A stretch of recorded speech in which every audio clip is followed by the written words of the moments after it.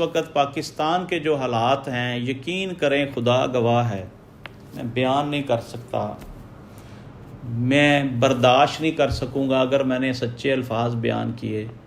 لوگ ایک ایک بوند پانی کو ترس رہے ہیں، روٹی کو ترس رہے ہیں، کاروبار نہیں ہیں، روزگار نہیں ہے، لوگ مقروض ہوتے جا رہے ہیں، ہر طرف افراتفری ہے، فیکٹریاں بند ہو رہی ہیں، کاروبار بند ہو رہے ہیں، لوگ بیرون ملک شفٹ ہو رہے ہیں۔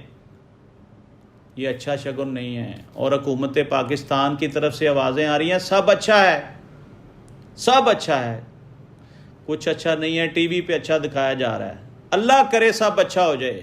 ہمیں کسی حکمران سے کوئی اختلاف نہیں ہے، ہمیں کسی حکمران سے کوئی ذاتی دشمنی نہیں ہے۔